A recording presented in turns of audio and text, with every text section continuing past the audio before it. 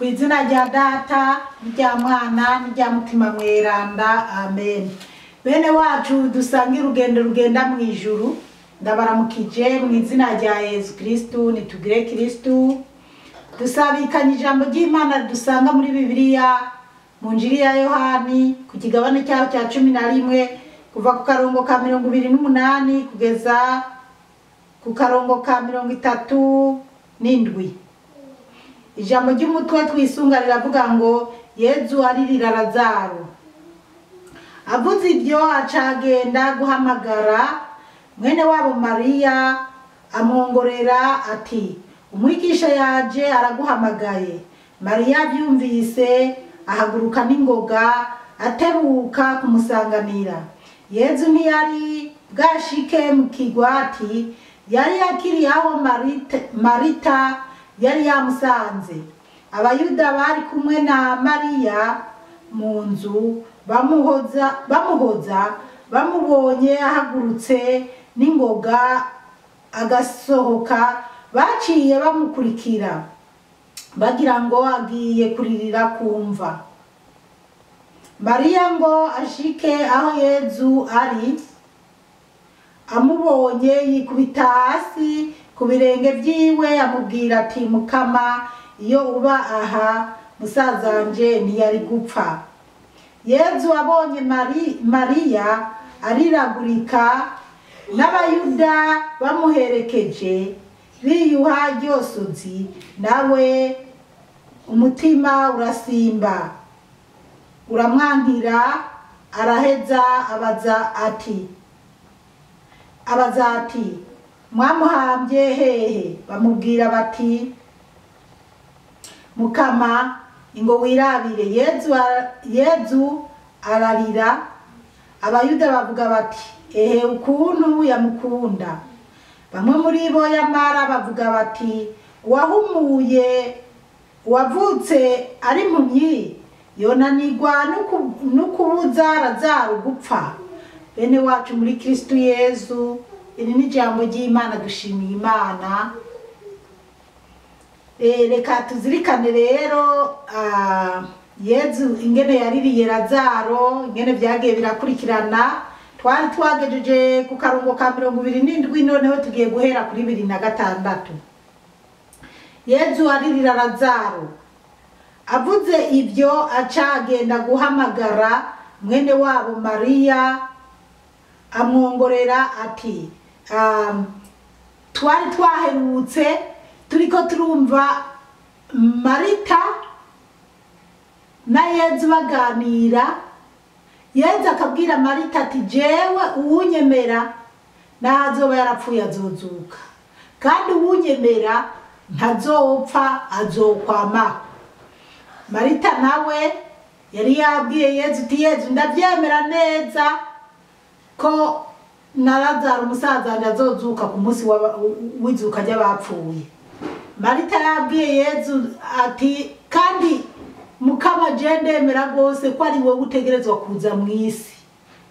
Ubwo rero niho tubandanya rero turaba ingene byagiye birakurikirana. Niho rero kuri 28 twumvise ngo avuze ibyo acagenda guhamagara mwene wabo Mariya, amwongorera ati, igihe bari bagiye kuvugana. Mbese dusome akarongo ka 26 aho twagejeje kuri 26 havuga ngo, byongeye umuntu wese abaho ku bwanje akongera akanyemera ntazokwigera apfa. Uremeye ibyo? 27 havuga ngo, amwishura ati, ego Mukama, ndemeye ko uri Kristu umwana w'Imana, umwe ategerezwa kuza ku isi. Rero niho tubonera kuri 28 ngo avuze ibyo aca agenda guhamagara mwene wabo Mariya, amwongorera ati, ijambo yamwongoreye ryavuga ngo umwigisha yaje araguhamagaye. Ubwo agiye guhamagara Mariya, kandi ku gisomwa cya mbere twarabonye ko badusigurira Mariya ko ari wa wundi yari yarasize yasiga amavuta Yezu akamuhanaguza imishatsi yiwe. Ariko nubwo babivuze uko, inkuru yuko ukuntu yasize amavuta yeza akamuhanaguza n'imishatsi yiwe iri ubandanije urayibona ngira nko kuri 12 ku kigabane cya 12 canke 13 nibyaba ngombwa tuzobizirikana.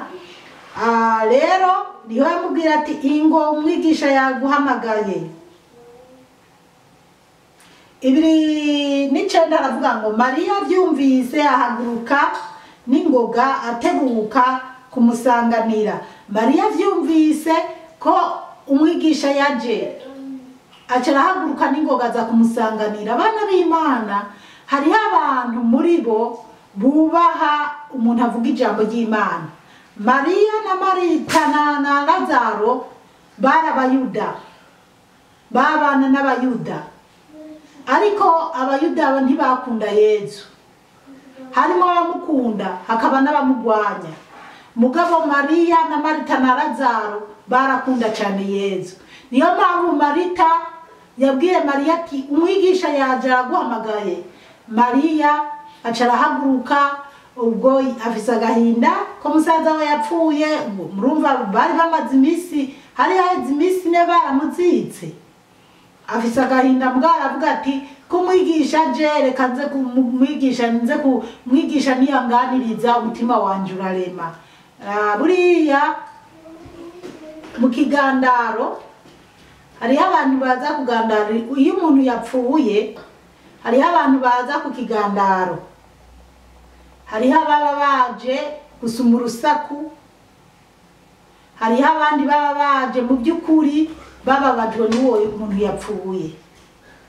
Usibye ko Lazaro ntawe ari yamuroze uko biri kose kuko Yesu aba yarabivuze. Hakaba na babandi baza kuko bazi umutego bari barateze ko wasibutse ko ari umuntu avuga ati si arakabona apfuye, baba aribo bamwishe bamuhaye isumu canke bamubwiye uburozi. Rero ariko aha kwa Mariya na Marita, Marita amaze kubwira Mariya ati umwigisha yaje araguhamagaye, Mariya yarahagurutse agenda gusanganira Yesu, yumva ko uko biri kose naho naho musaza we yapfuye Yesu araza kubaganiriza neza bararema. Burya rero kukiriyo hariho umuntu akwegera akakuganiriza ukumva ko nakuremesheje, akakuremesha akakubwira nubwo byashitse ihangane. Rero abana basigaye canke se ihangane, uraraba abatoyi bawe, uraraba umuryango, ujya nyene byashitse kandi nirazima twese tuzopfa. Hajya yagiye natwe tuzomusangayo. Umuntu akakuremesha akaguha ijambo ry'umwizero. Naba rero bari bazi neza ko Yesu arabaremesha, arabaganiriza neza, baraza kurema. Turabandanya. Yesu ntiyari bwashike mu kigwati, yari akiri aho Marita yari yamusanze. 3:1 Abayuda bari kumwe na Mariya mu nzu bamuhoza, bamubonye ahagurutse n'ingoga agasohoka, baciye bamukurikira bagira ngo agiye kuririra kumva. Ubwo rero aho Marita Mariya kubwirira Mariya ko mwigisha yaje amuhamagaye, turumva ngo abayuda bari kumwe na Mariya mu nzu. Abayuda bari kumwe na Mariya mu nzu kuri icyo kigandaro. Mugabo Mariya arumvise ko Yesu yaje, aciye ahaguruka agenda kuyiruka, agenda kugira aze kuraba Yesu, aze gusanganira Yesu, kuko mwene wabo Marita aramubwiye ko Yesu ari karaza yaje. Marita we urumva yavyumvise hakiri kare, agenda kumusanganira hakiri kure. Rero abayuda ngo baramukurikiye, bagize ngo Mariya agiye kuririra kumva. Babibwiye ati agahinda karamushenguye, agiye kuririra kumva. Kandi ndibaza icyo gihe bahamba hafi yo muhira canke mu rugo canke mu kigo. Ubwo rero bagira ngo yo bagiye kuririra kumva. 3:2 Mariya ngo ashike aho Yezu ari, amubonye yikubita hasi ku birenge vyiwe, amubwira ati Mariya. Ashitse aho Yezu ari amubonye ngo aca yikubita hasi, ariko si ukuvuga ko yikubise hasi kujya ko kurambarara canke kwikubita hasi, ahubwo yarapfukamye, yaciye bugufi imbere ya Yezu, atangura gukorakora ku birenge vyiwe, ngo aramubwira ati Mukama, iyo uba aha musaza wanje ntiyari gupfa. Mariya yari yizeye ko iyo Yezu aza kuhaba canke iyo Yezu aza kumva buriya butumwa hakiri kare akaza Lazaro akigwaye, Mariya yari yizeye ko musaza we ataba yarapfuye, ko Lazaro atari gupfa. Yezu abonye Mariya ariragurika n'abayuda bamuherekeje biyuha ryosozi, nawe umutima urasimba uramwankira. Na Yezu abonye Mariya ukuntu ariragurika, abonye n'abo bayuda ingene bahangayitse bababaye, na Yezu umutima ngo uramwankira, umutima urasimba. Na Yezu yumva agahinda, kubera iminsi yose Yezu yama dufitiye agahinda, Yezu yama babaye. Nubwo tubona ngaha yagize agahinda ko kwa Mariya na Marita, kubera ko yabona intuntu n'umubabaro Mariya na Marita bafise, n'agahinda abayuda bari bafise kubera ko Lazaro yapfuye, niko gahinda n'ubu Yezu agira iyo abona twebwe abana b'isi tutamwumvira, twitwara uko dushaka, tutumva. Yezu ahorana agahinda araba ingene abana b'isi twitwara nabi, kandi twadukeneye gukira, twadukeneye ubuzima. Yezu rero nawe biramubabaza abonye uko abo bavandimwe bababaye.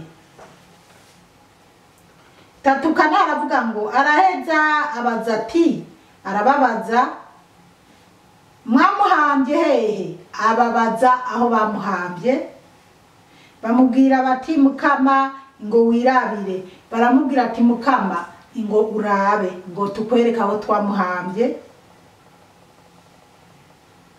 Atatu na gatanu aravuga ngo Yezu ararira, ngo Yezu yararize. Yezu ararira kubera iki? Bana b'Imana, muribuka ko Yezu ku musaraba yarize, yatuririye. Rero Yezu ngo ararira, arira kubera ariko araraba, kandi Yezu yarazi ko aza kumuzura. Nanone twabonye ko hari yabyemereye n'abatumwa biwe ati ndanezerewe kuba ndinga. Jesi nibaza ko Yezu yababajwe yarize kubera urupfu rwa Lazaro, kuko yarazi neza ko aza kumuzura, yarabishoboye. Ntabwo Yezu yarijijwe nuko Lazaro yapfuye, ahubwo Yezu yararavye abo bayuda bariko barakoma induru biyo higyosozi basubira. Yezu araraba aravuga ati kweri ndababajwe no kubona aba bantu barira, kandi bakaba bagiye kuzonyica nabi, kandi bakaba ngiye gukorera ibitangaza mu maso yabo, ariko batazokwigera bemera. Icyo nicyo cyababaje Yezu. Nayo ubundi Yezu yarazi ko azozura Lazaro, yarabishoboye, yari Imana, nta na kintu na kimwe cyagomba kumunanira, ahubwo yababajwe n'abantu abo bayuda. Cyane cyane mwibuke ko babigishwa ba Yezu bari baramubwiye mbega Mukama, ubushitse mu Buyuda bashatse kuguterera y'amabuye, none dusubireyo. Ushika naho Didima mubwira ati yo, abwira abagenzi be taragiyeyo, nimuze tupfa kujana nawe, nimuze tugende kugwa hamwe. Rero Yezu yababazwa nuko hari abayuda benshi muri icyo kigandaro bariko bararirira Lazaro, ariko atakwemera bafise. Turabandanya, twari tubonye bagiye Yezu nawe ararira, murantunga. Yezu ararira. 3:6 bavuga ngo abayuda bavuga bati, abayuda baravuga ngo ukuntu yamukunda, ngo ukuntu yamukunda. Abayuda babona Yezu nawe yaritse ari kurira nabo. Yezu yifatanya nabo mu mubabaro, ararirana nabo gushika n'abayuda babona bati wa mugabo ujya mugabo cyangwa ujya musore yakunda Lazaro kabisa, ati raba ukuntu yamukunda, raba ukuntu amosozi amurenze, ukuntu nawe ari kararira. 37 bamwe muri bo yamara bavuga bati, bamwe muri bo igice kimwe kiravuga ngo twumve, uwahumuye wavutse ari impumyi yananiwe no kubuza Lazaro gupfa. Imana yo mu ijuru idutabare cyane. Murumvise rero bane b'Imana, kandi mwumvise n'icyatuma Yezu anarira. Bamwe muri iri gurupe, imwe muri bo batangura ngo wahumuye wavutse ari impumyi, ngo yananiwe no kubuza Lazaro gupfa. Murumva rero ko iyo Yezu abishaka Lazaro ntaba yarapfuye, aba yaramukijije imbere y'igihe. Noneho Yezu agiye mwira kwa Lazaro, amazi iminsi 4 yarazitswe, yarapfuye. Mugabo abayuda ngo ko yahumuye wavutse ari impumyi, kuki atahagaritse Lazaro ntapfe? Abandi tiyamukunda disi, bamwe barababaye bararira, abandi tiyamukunda disi, abandi ko yakijije wavutse ari impumyi, kuki atabujije Lazaro gupfa. Tuzoca tubandanya tubuzirikana Yezu asubiza ubuzima Lazaro. Ubwo rero uko biri kose bizorangira biryoshe cyane ko Yezu yasubije ubuzima Lazaro. Abana b'Imana, Yezu ni mwiza. Yezu ni mwiza nubwo tuzirikanye aya majambo, ndumva amajambo akomeye araya tuzobona ukuntu yamusubije ubuzima. Ariko icyo nabanza kuvuga cyo intumbero y'Imana nuko twese dutegerezwa gupfa mu gihe Yezu ataraza gutwara ishengero. Nta muntu ategerezwa kurenza imyaka 150 canke 140. Abafise myinshi, abamara myinshi ubu bamara imyaka 80, hagati ya 80 na 90. Abarambye gose bamara 100. Ni bake babaho barenze imyaka 100. Hariho n'abafise 102, ariko bake babaho. Icyo kwa twatahuye cyo dutegerezwa kuzopfa twese. Tuzopfa, ariko igikuru muri ibyo byose nuko umuntu akwiye gupfa yitunganije, atari umuntu yagiriye mu bintu bibi, yiyandagaje, yagiye arakora amafuti. Ahubwo twumve aka kabonge ka Yezu arirana n'abayuda, kandi atarira ari uko Lazaro yapfuye. Ntabwo yarize kuko Lazaro yapfuye, yarize kubera abo bayuda bari barashatse kumutera amabuye, baguma bamutega imitego yo kumwica. Kuko n'urupfu rwa Yezu n'irizuka rya Lazaro riri mu byatumye abayuda ishavu ribandanya kuduga kugeza bishe Yezu. Nicyo cyatumye Yezu arirana n'abariko bararirira Lazaro. Yezu yarizwa n'ibicumuro byacu, Yezu yarizwa no kutemera kw'abayuda cyangwa abandi bantu. Reka tugeze ngaha, tuzobandanya tubizirikana. Umukama abahezagire cyane, mwarahezagiwe n'Imana. Ku izina rya Data n'irya Mwana n'irya Mutima Mutagatifu, amen.